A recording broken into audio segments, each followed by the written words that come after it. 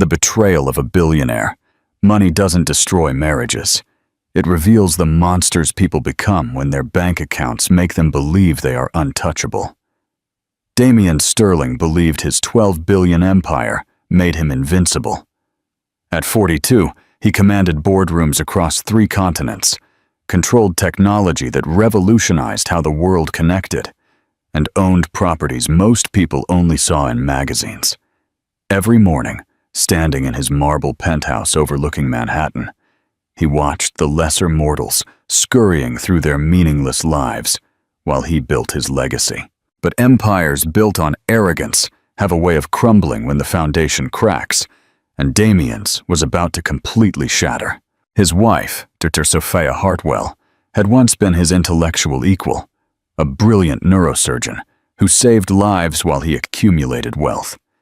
She possessed the sharp mind capable of performing brain surgery, and the kind heart that made her give up millions in medical income to raise their 6-year-old twin daughters, Ruby and Rose. That sacrifice should have been honored. Instead, Damian began treating it as a submission. "The children need stability," he would declare whenever Sophia mentioned returning to medicine. "They need a mother who is present, not someone rushing off to hospitals at all hours." What he really meant was simpler and more devastating. "I matter more than your dreams ever will." For 3 years, Sophia had been the perfect billionaire's wife, attending galas in designer dresses, smiling for photographers at corporate events, and never complaining when Damian missed bedtime stories for emergency board meetings that somehow always included expensive dinners with attractive female executives. She raised their daughters virtually alone while he circled the globe, building investor relationships and securing deals that added to his net worth. Ruby and Rose learned to ask Mom for comfort and attention because Dad was always too busy saving the world through technology. But even perfect wives have a breaking point: the public execution. The night everything changed began as any other high society gathering. The annual Sterling Tech Charity Gala was Damian's showcase. 500 influential people gathered to sign checks and network while pretending to care about causes whose names they wouldn't recall the next morning. Sophia had prepared for weeks. She genuinely looked forward to representing something meaningful alongside her husband's business interests. She had arranged to meet with Dr. Patricia Chen, head of pediatric surgery at Metropolitan Hospital, to discuss a revolutionary telemedicine partnership. The deal was significant, profitable, and exactly the kind of innovation that could define Sterling Tech's legacy. Sophia approached her husband near the bar, Dr. Chen by her side, her voice warm with genuine enthusiasm. "Damian, I'd like you to meet Dr. Chen. She has an incredible proposal for a telemedicine partnership that could revolutionize healthcare access in developing regions." Damian barely looked up from his phone, where real-time stock prices flickered on the screen. "Not tonight, Sophia. This is a business event, not a medical conference." 3 years of repressed professional passion fueled her persistence. "Actually, this is business. The global telemedicine market is projected to hit $47 billion in 2026. We could capture a significant portion of that growth while genuinely helping people who—" "I said not tonight." Damian cut her off completely, his voice sharp enough to stop nearby conversations. His eyes flashed with irritation as he finally looked directly at her. "Can't you see I'm in the middle of important discussions? My wife forgets she hasn't practiced medicine in years. She's simply not qualified to speak on medical matters anymore." The words hit Sophia like physical blows. The surrounding chatter died as more people turned to watch the confrontation unfold. The complete annulment of everything she once was complete. "Damian, that's completely inappropriate, isn't it?" He set his whiskey glass down with deliberate force. "You gave up your career to be a mother, remember? That was your choice, so stop trying to insert yourself into professional conversations that don't concern you." The crowd of onlookers grew larger. The humiliation was complete and intentional. Sophia Winchester had reached her limit. She stepped close to her husband, her voice quiet but audible in the heavy silence. "You know what, Damien? You're absolutely right. I should leave the business discussions to you." She turned to address the watching crowd, her voice firm and clear. "Ladies and gentlemen, I apologize for the interruption. My husband clearly believes that 8 years of marriage and 2 children don't qualify me to have opinions on his business decisions." Damien's wounded pride made him choose destruction over dignity. "Get her out!" His voice cracked across the ballroom like thunder. "Security, escort my wife out of here before she embarrasses us both any further." With deliberate calm, Sophia removed her wedding ring and placed it on the nearest table with a soft clink that seemed to echo in the silent ballroom. "I can leave myself," she said, her voice reaching every corner of the room. She walked through the crowd with her head held high. At the door, she turned once to look at Damien, who stood frozen by the bar, his face red with anger and alcohol. "Goodbye, Damien," she said, her words spreading through the room with devastating finality. "I hope your empire keeps you warm at night." The manila folder. 3 days later, Damien Sterling woke up in his penthouse with the worst hangover of his adult life and the slow, nauseating realization that he might have made the biggest mistake of his life. He hadn't seen Ruby and Rose since the morning of the gala. They had been staying at Sophia's mother's house. By late afternoon, his calls to Sophia's mother, old friends, and former colleagues confirmed a disturbing pattern. No one had seen them. No one knew where they had gone. And most disturbingly, no one seemed surprised by their disappearance. It was what he found in his office that stopped him cold. On his mahogany desk, held down by his crystal paperweight, was a manila folder that hadn't been there when he left for the gala 3 nights prior. Inside were documents that made his blood run cold. The first item was a series of professional-quality, time-stamped photographs. They showed him leaving various city hotels over the last 6 months, always accompanied by the same young woman, Rebecca Collins, marketing director at Sterling Tech, 28, ambitious, and strikingly attractive. The photos meticulously documented a relationship that had evolved from professional to intimate, but the affair documentation was nothing compared to what came next. Financial records, bank statements, wire transfer receipts, offshore account information, SEC filing documents showing money systematically being moved from Sterling Tech accounts to shell corporations and foreign properties. The total amounted to over $100 million, enough money to cripple Sterling Tech if the theft went public, and enough to trigger federal investigations that could destroy everything he had built. The terrifying problem was simple. Damien had never authorized any of these transfers. His personal access codes and digital signature had been used to move millions of dollars out of the company coffers into untraceable offshore holdings. Someone had been using his access codes to systematically steal from his own company. Someone with an intimate knowledge of Sterling Tech's financial systems, his personal authorization protocols, and his daily schedule. The realization hit him like a physical blow. Rebecca Collins had access to his office systems and knew his schedule intimately. She had been stealing from him while simultaneously conducting an affair with him. And he had been too absorbed in his own ego and sense of invincibility to notice either betrayal. At the end of the financial documentation was a handwritten note in Sophia's precise script. The FBI will receive copies of these documents in exactly 72 hours, unless certain conditions are met. I suggest you use that time to think very carefully about what kind of father you want to be for Ruby and Rose. The choice is entirely yours. Below the note was an untraceable phone number and a simple instruction. Call this number at midnight tonight if you want to save everything that truly matters. Damien sank into his leather chair. His wife had proof of his affair. She had documentation of embezzlement that could land him in federal prison for decades. And most terrifying of all, she had been collecting this evidence while he was living his life, utterly oblivious to her investigation. The woman he dismissed as an ex-doctor and homemaker had been running a counterintelligence operation that would have impressed veteran law enforcement. Sophia Hartwell had completely outmaneuvered him. Chapter 2. The Choice.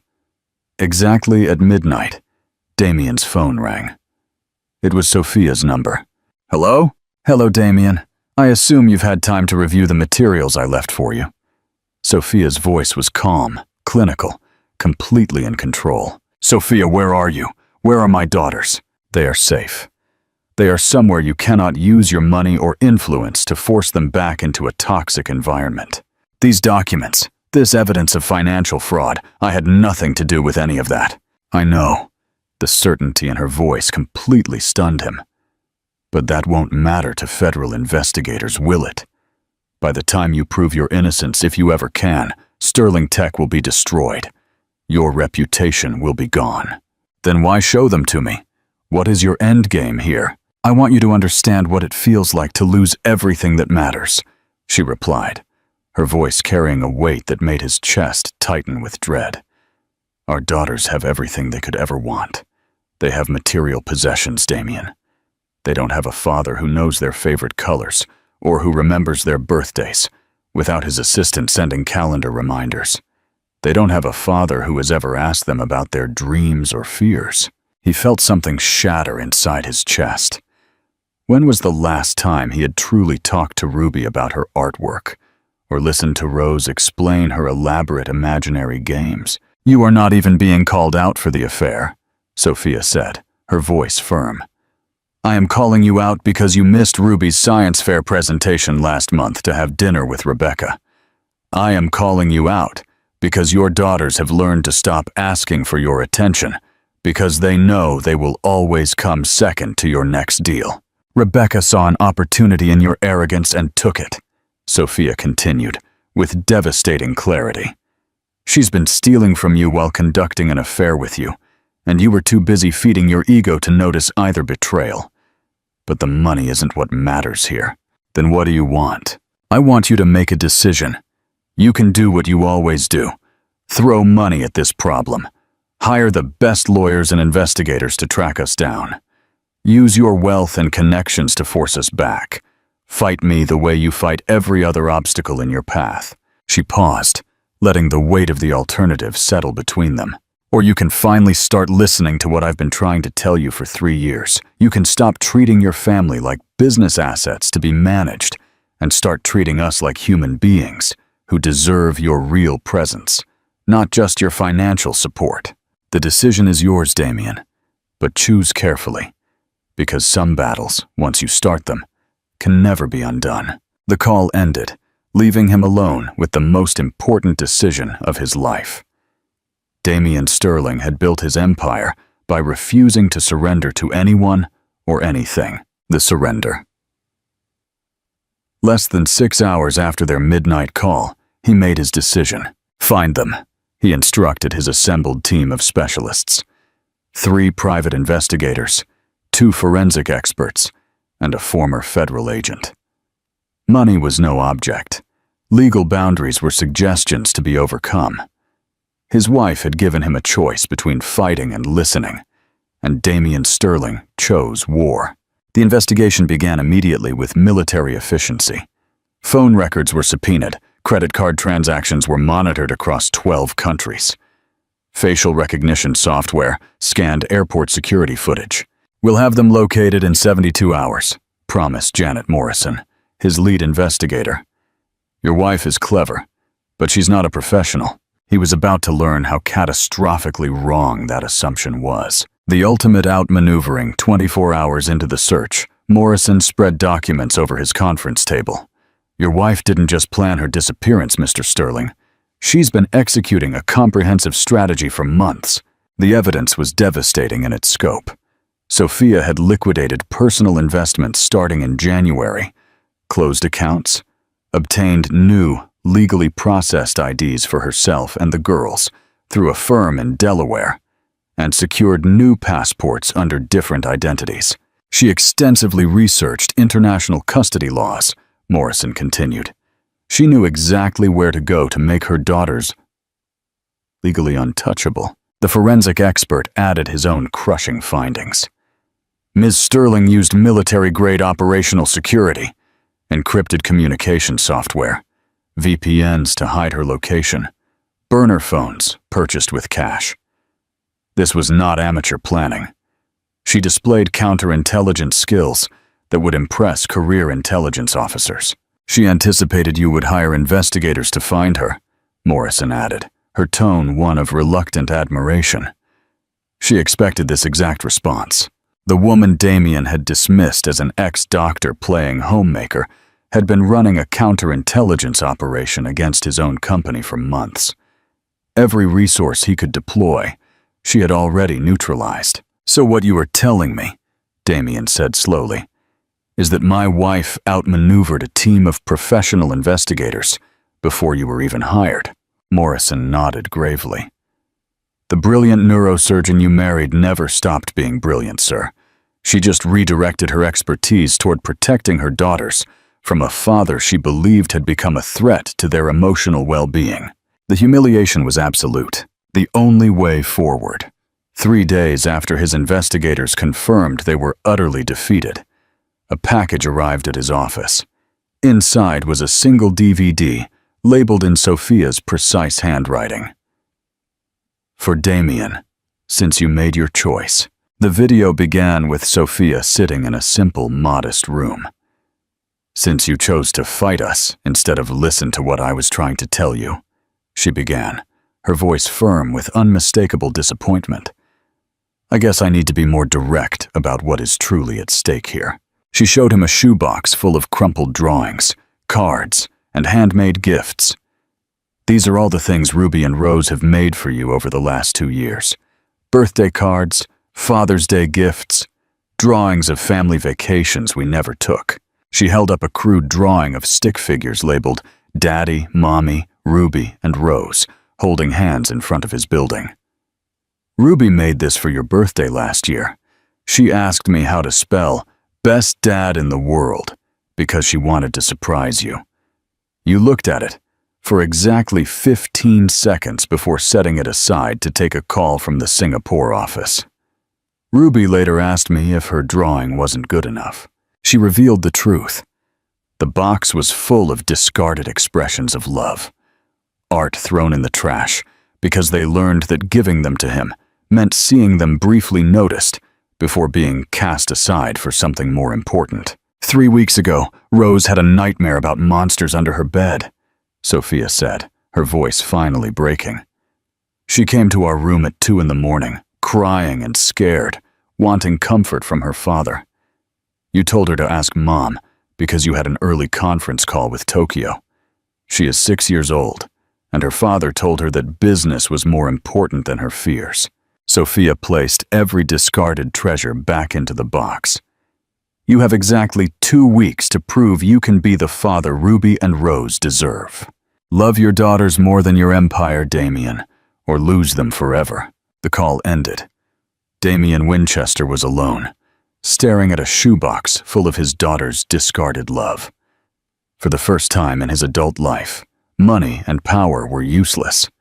The realization that his daughters had been trying to connect with him for years, and he had been too distracted by business success to notice their attempts, was crushing. At dawn, Damien made a decision that would have been unthinkable just weeks before. Effective immediately, he announced to his assembled board, I am appointing Roger Harrison as interim CEO of Sterling Tech. He looked at their astonished faces. Indefinitely, possibly permanently. I have a more important job to do, learning to be a father. Chapter 3. The Trial of Presence. The clock was ticking. Damien had 2 weeks to prove he was worthy of his daughter's love. 14 days was not enough time to undo years of emotional neglect. For the next 48 hours, he did something he had never done before. He studied his own failures as a father with the same methodical intensity he once applied to hostile takeovers. He read every email from Ruby and Rose's teachers that he had previously delegated to his assistant. Missed parent-teacher conferences, unsigned field trip slips, a devastating catalog of moments where his daughters had needed him and had found empty spaces instead. He investigated child development, reading books on emotional connection and age-appropriate activities. The CEO who once memorized quarterly reports for teen divisions now found himself taking notes on the importance of active listening and quality time. The first step 14 days after watching Sophia's devastating video, Damien received a simple text message from the untraceable number. Parkside Playground, East Entrance, 3 p.m. today. Come alone. His hands trembled as he drove to the location, knowing this would determine everything. At exactly 3 p.m., he saw them. Ruby and Rose were running toward the playground, their faces bright with excitement.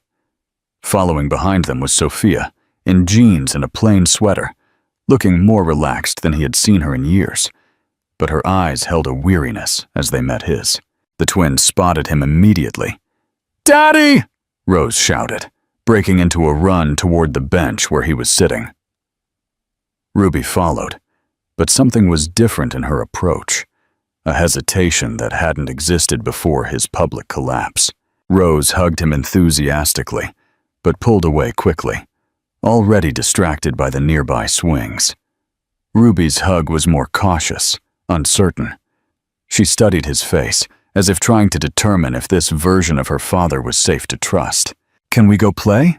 Ruby asked, looking between Damien and Sophia, a heartbreaking new habit of seeking permission from both. "Of course," Sophia said softly. "Stay where we can see you." The girls ran off, and Damien found himself alone with his wife for the first time since the gala. "The necklace and the vow. They look good," Damien finally said. "They are well," Sophia replied. "Children adapt better than adults often believe." Sophia finally spoke again. "I received some interesting phone calls this week. The FBI contacted me about Rebecca Collins's arrest. She has been charged with embezzlement and fraud. The money will be recovered, and Sterling Tech's reputation is intact. I cooperated fully with their investigation," Damien stated, forcing himself to meet her eyes. "And my affair with her ended the moment I understood what she had been doing. Not because of the theft, but because I finally realized what I had been doing to our family." He reached into his jacket pocket. He pulled out a small wrapped box and handed it to her. "Something I should have done years ago." Inside was a simple necklace. The chain held 2 small, painted pendants. One showed a family of stick figures holding hands in front of a tall building. Ruby's Father's Day art, meticulously reconstructed from the pieces he had found in the school trash. The other was covered in swirls of purple and gold paint, which he recognized as Rose's happy sunset from a past Mother's Day. "I've been carrying this box in my pocket for a week," he continued, "to remind me that Ruby's art and Rose's sunset matter more than the next billion in revenue. I cannot undo the damage I have caused, but I want to try to be better. For them. For you." Sophia's carefully maintained composure finally broke.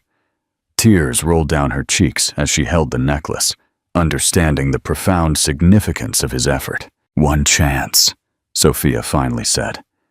"We come home, but everything changes. Family therapy, couples therapy, whatever it takes to fix what we've broken.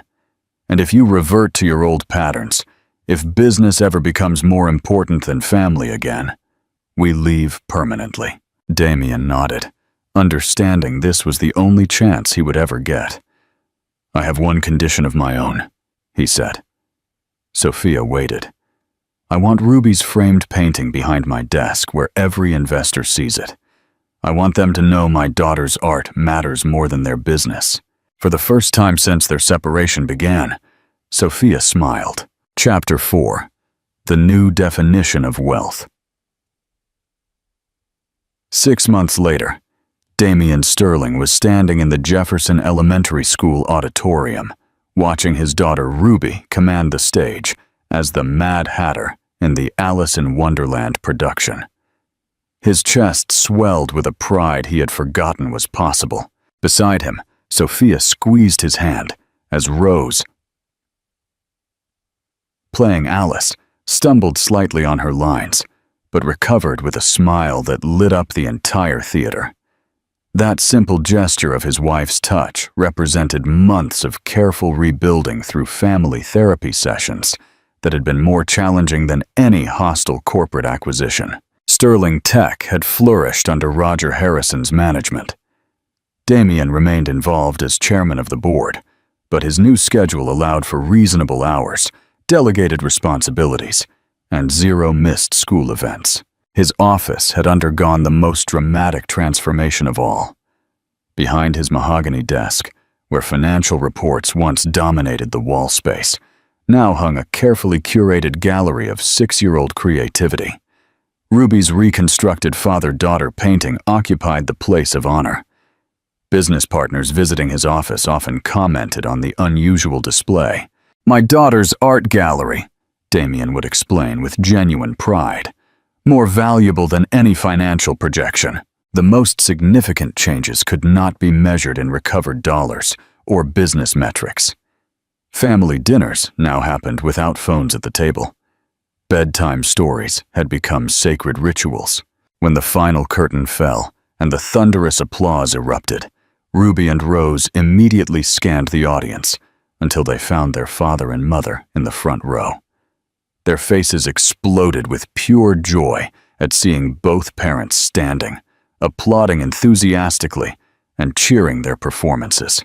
After the show, walking to their car, Sophia looked at her husband with something that had taken months to rebuild. Trust. "Any regrets about stepping back from daily operations?" she asked softly. Damien considered this question seriously. "Only one," he said, watching Ruby demonstrate her Manhattan bow while Rose practiced her Alice curtsy. "I regret that it took almost losing everything to realize what I truly had." He was no longer a monster revealed by money. He was a father redeemed by love. Tuyet voi. Chúng ta hãy viết phần kết cuối cùng, epilogue, cho câu chuyện đầy cảm xúc này, nhìn vào sự bền vững và di sản thực sự của gia đình Sterling. Epilogue. The enduring legacy. The years that followed were not without challenges, but they were met with a unity that was now unbreakable. Damien and Sophia faced the inevitable turbulence of raising children, teenage angst, academic pressures, and young adult uncertainties, but they faced them together, as partners. Sterling Tech continued to thrive under Roger Harrison, a testament to the fact that Damien's genius lay in strategy and vision, not just presence at a desk. Damien, serving as chairman, proved that true influence came from clarity and decisiveness, not constant availability. The true empire, by the time Ruby and Rose left for college, one pursuing art and design, the other economics, the brownstone was quiet again. But this time, the silence was peaceful, not empty. Damien and Sophia entered a new phase of their marriage, rediscovering the deep intellectual connection that had first drawn them together. They traveled, not for corporate events, but for pleasure, often visiting developing regions, where Sophia's telemedicine vision, now fully funded by the Sterling Foundation, was saving lives. One quiet evening, Damien and Sophia were standing on the terrace of their home, looking out at the city lights. "Do you ever look back at the tower and regret the title?" Sophia asked, resting her hand on his arm. Damien smiled. "I regret the man I was in that tower. I regret the man who thought the only thing worth fighting for was the top. I don't regret the title I gave up." He paused, looking at his wife, the brilliant neurosurgeon who had saved him not with a scalpel, but with a simple manila folder. "My real legacy," he continued, "isn't the stock valuation of Sterling Tech. It's the fact that when our daughters introduce themselves, they lead with their own names, their own dreams, and not with the name of a distant, absent father. My empire is here, with you and with them." Sophia smiled, a look of profound love and quiet victory in her eyes.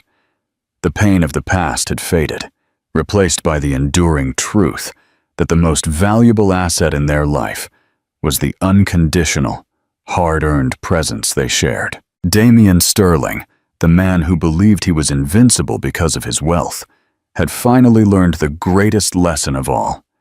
Some things are priceless because they cannot be bought, only given. Epilogue. The value of unsent mail. The Sterling household entered a phase of profound, quiet stability. Ruby and Rose were pursuing their own careers, but the brownstone on the Upper East Side remained an unshakable anchor. Damian and Sophia now ran the Sterling Foundation together, their philanthropy now a bigger focus than any business deal. One fall evening, Damian was cleaning out his old desk drawer, which he had neglected since his hectic CEO days. He found a thick sealed envelope hidden under a pile of old documents. "What's this?" Sophia asked, entering the room, 2 glasses of wine in hand. Damian opened the envelope. Inside was a long letter, handwritten in Sophia's handwriting. He began to read, realizing it was a letter she had written to him shortly after she left. It was not a letter of complaint. It was a letter of heartbreak, explaining why she had to leave. "I didn't leave you because I had an affair, Damian. I left you because you forced me to choose between being your wife and the mother of our children. I chose the children, and I had to leave so you could learn that you should do the same." "I never sent it," Sophia said, setting down her glass. "Why not?"